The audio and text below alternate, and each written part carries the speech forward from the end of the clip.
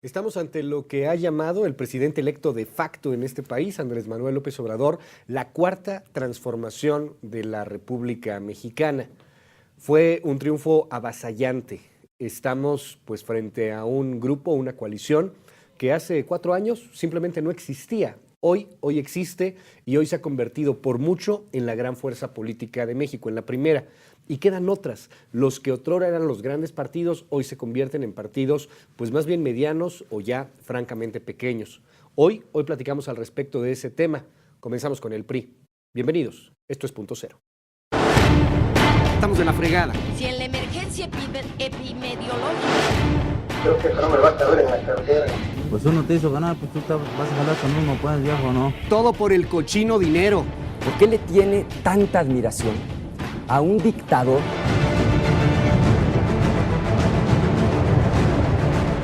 El cargo de candidato a presidente de la República para el que ha sido postulado y sujeto a que el partido y sus militantes se lo demanden o se lo reconozcan. ¡Sí! ¡Protesto! Yo estoy convencido que la preparación, que la experiencia, que la visión, que la fortaleza y que el liderazgo del doctor Meade son los que nos van a permitir que el cambio y la transformación de México pueda continuar.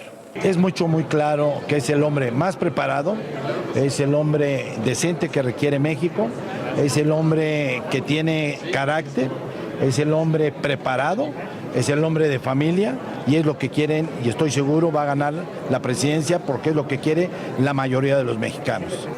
Una clara contienda entre dos alternativas de país. Un país que mira hacia adelante en unidad con José Antonio Meade y un país que puede caer en el precipicio. Esto es Punto Cero. El día de hoy platicamos con José Encarnación Alfaro. Bienvenido. Muchas Muchas gracias por estar aquí en Punto Cero. Cero. Por invitarme. A ver, platicamos hace tiempo cuando te llamaron político de café, sí, junto con muchos otros, a los que los medios y los periodistas, algunos decíamos, son la disidencia priista. Los que decían, tenemos que recuperar al partido, tenemos que empezar desde abajo, tenemos que escuchar a las bases. Y hubo ahí un conflicto, estaba Ivonne Ortega, ¿te acuerdas? O sea, había muchas voces que comenzaban ahí a alinearse. Y de pronto, pues no sé si ganó la disciplina, pero parece ser que el discurso cambió, ya no hubo tal disidencia. ¿Qué estamos viviendo en estos momentos? Te lo quiero preguntar así, ¿te hubieran escuchado? Bueno, lo que pasa es que los planteamientos que formulamos en esa ocasión con Alianza Generacional, que incluso ayer nos reunimos en una plenaria nacional, siguen vigentes. Nosotros planteamos la democratización del partido. Planteamos en aquel momento que la definición del candidato a la presidencia de la República fuera por consulta a la base militante, que fuera un proceso en el que se consultara en todas las regiones del país a quién queríamos como candidato a la presidencia o candidata a la presidencia de la República. Estuvimos de acuerdo en modificar el estatuto del partido para hacer posible la participación en el proceso interno de no militantes, de simpatizantes. Sin embargo, al estar de acuerdo con eso, planteábamos lo que le llamamos piso parejo para los militantes. Es decir, que se disminuyeran los requisitos para que un militante participara en un proceso interno, porque nos parecía y nos sigue pareciendo que es un absurdo que un externo tenga mayor facilidad para ser candidato del PRI que los propios militantes. Esa lucha sigue vigente y vamos a impulsarla, vamos a promoverla nuevamente en el proceso de necesaria transformación del partido. La elección de la próxima dirigencia del PRI tiene que darse necesariamente por consulta a los militantes, por consulta a la base. En aquella ocasión, una vez que dimos la lucha al interior, que fijamos posición hacia la opinión pública, nos sumamos a fortalecer al partido, pues porque nuestra posición no era de confrontación, ni de lucha para destruir, sino para construir. Y finalmente nos sujetamos a lo que dispuso la Asamblea Nacional. Déjame preguntártelo así, perdón la interrupción. lo que dispuso la Asamblea Nacional o lo que dispuso el dedo de Enrique Peña Nieto. Porque en algún momento les dijo el mismo presidente, hay una liturgia, y es la liturgia del revolucionario institucional. Lo recuerdo porque de hecho lo dijo en Los Pinos, había varios periodistas que estábamos presentes, todavía no estaba definido el candidato, pero lo daba a entender muy bien. En la liturgia del PRI es el presidente el que tiene importancia en la decisión del candidato. Y vamos, por favor. O sea, digo, hoy ahí está el escenario, ahí está la realidad. Mitt fue el candidato de Peña Nieto, lo escogió Enrique Peña Nieto. Hay que asumir, sin lugar a dudas, que el papel que ha jugado el presidente de la República priista hacia el PRI ha sido de liderazgo. Así fue hasta antes del 2000 y después de que recuperamos la presidencia de la República en el 2012. Yo creo que no podemos señalar como único responsable al presidente de la República, porque todos fuimos corresponsables. Todos aceptamos, votamos, aplaudimos, la inmensa mayoría que participamos en la Asamblea Nacional. Nadie impugnó los resultados de la Asamblea para acudir a la instancia jurisdiccional con respecto a que se hubiese dañado o lastimado su derecho como militante. Esto es Punto Cero, seguimos.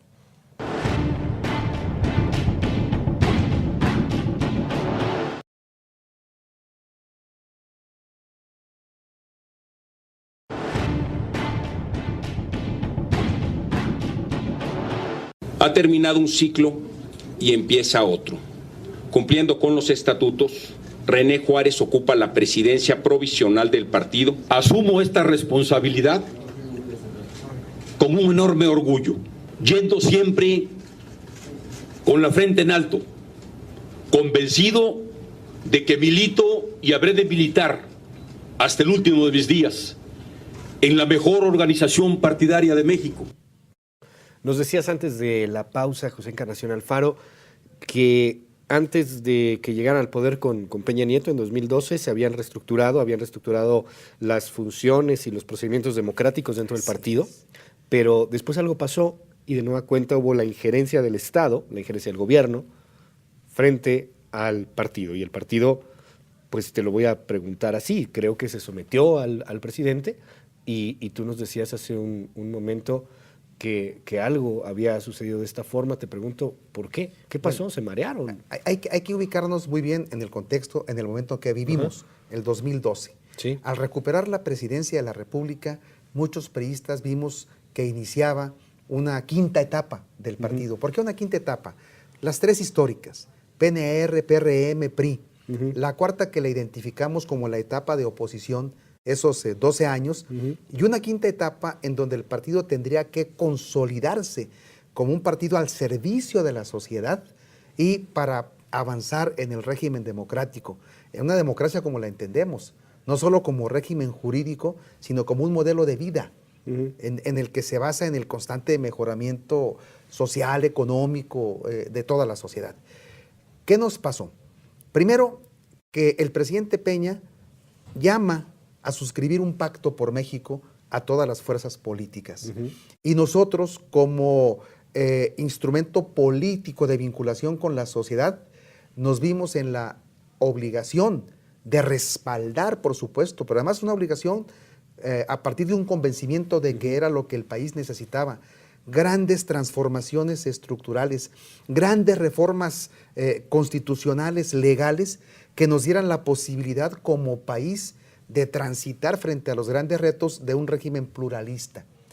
El partido, por supuesto, no solo aplaudimos el Pacto por México, lo defendimos, lo llevamos a la sociedad, lo llevamos a nuestra base. Sin embargo, al mismo tiempo se daba un fenómeno. Esta necesaria conciliación con las diversas fuerzas políticas no permitió que militantes, que cuadros, que dirigentes de diversas regiones pudiesen incorporarse a los aparatos político-administrativos del propio gobierno.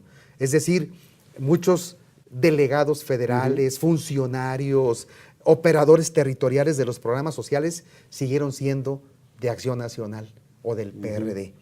En ese momento se da un distanciamiento, se da un abandono de lo que es nuestra capacidad de gestión frente a nuestra militancia. Una militancia que sentía el triunfo como propio y que quiso verlo en la atención y la solución de sus problemas. En realidad, nosotros pecamos de abandono. Abandonamos a nuestra militancia y abandonamos la capacidad de gestión del partido.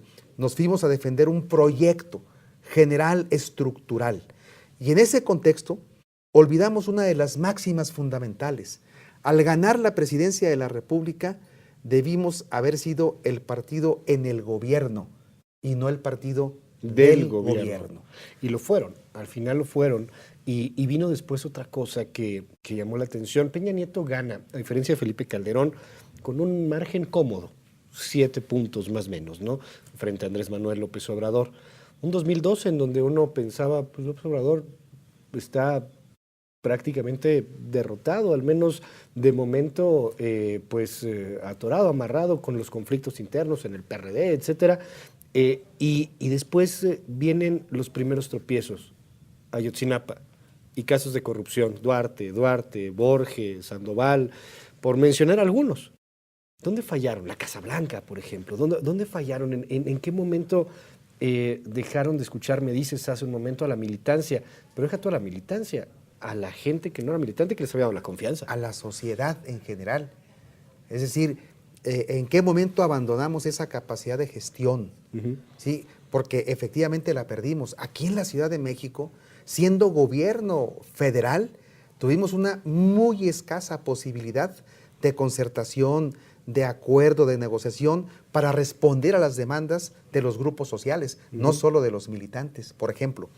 Pero hay que ubicarnos en una cuestión. Sí. Nosotros sentimos necesario en ese momento fortalecer la figura del presidente como líder del partido. Hacemos una pausa y regresamos con el tema. Seguimos, esto es Punto Cero.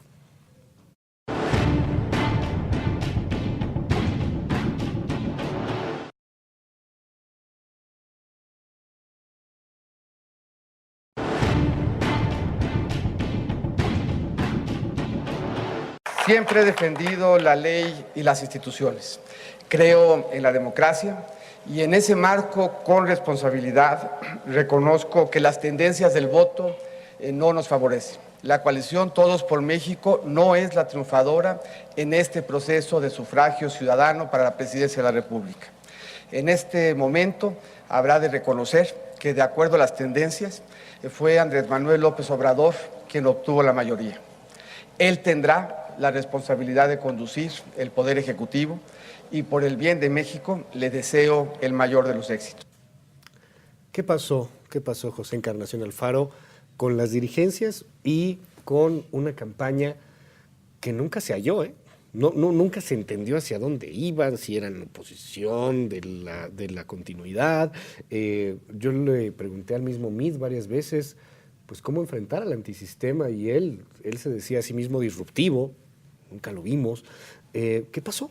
Bueno, en cuanto a las dirigencias, la primera parte de este sexenio con la dirigencia de César Camacho, nos dimos a la tarea de adecuar documentalmente al partido, sus documentos básicos, y ajustarlos a las grandes reformas constitucionales en materia electoral y del propio Pacto por México que nos impactaron. La reforma política de la Ciudad de México al Distrito Federal fue una de esas vertientes. Por ejemplo, que no se quiere reconocer que surgió el Pacto por México, pero esta reforma se debe al Pacto por México. Luego vino la dirigencia de Beltrones.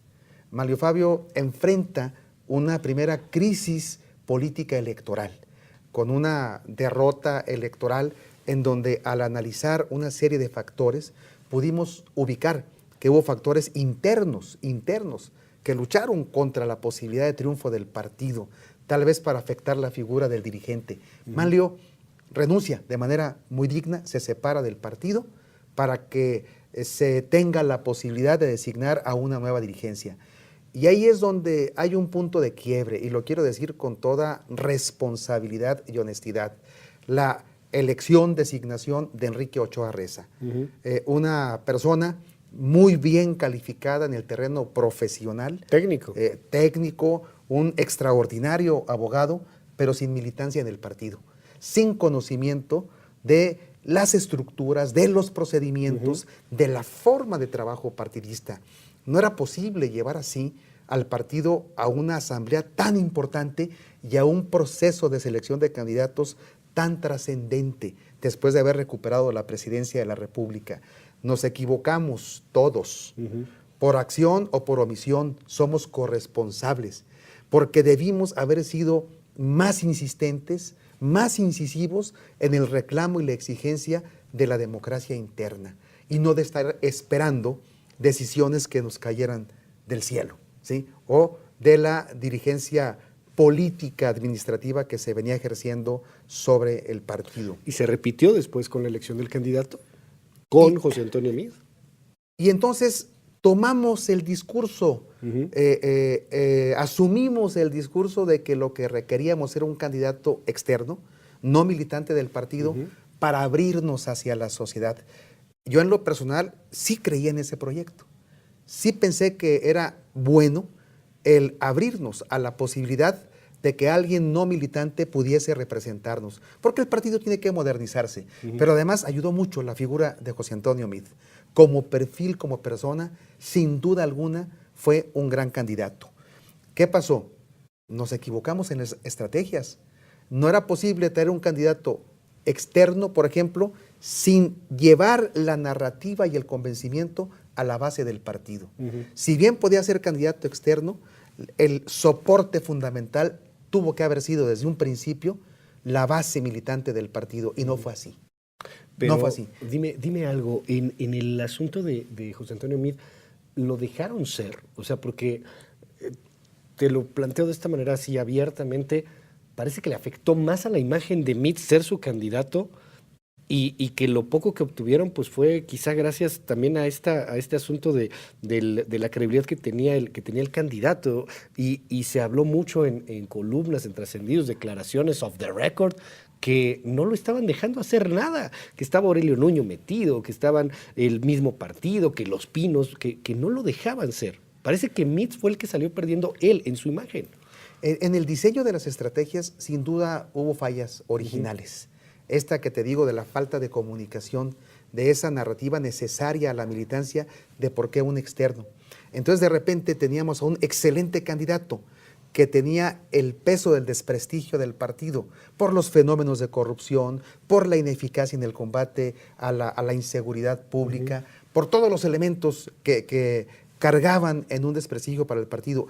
Y por otra parte, el priismo mismo no se identificaba con esta campaña. Tan fue así que tuvo que haber un cambio de dirigencia de partido los últimos meses de la campaña a la presidencia. Y René Juárez logró en muy poco tiempo recuperar el ánimo, vincular al candidato externo con la idea del fortalecimiento del partido, pero no nos alcanzó el tiempo. Seguimos, esto es Punto Cero.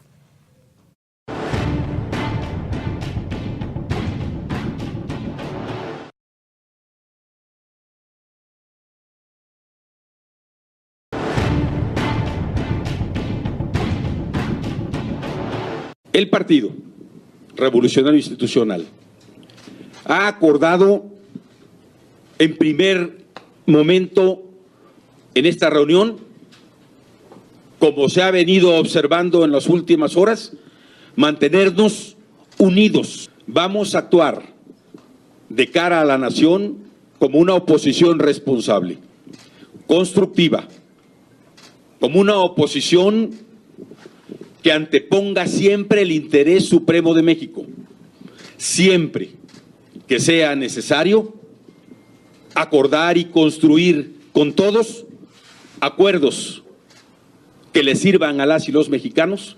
El PRI actuará responsablemente. Hacia adentro, nuestro partido, su militancia, los simpatizantes, habremos de iniciar un proceso de reflexión profunda del tamaño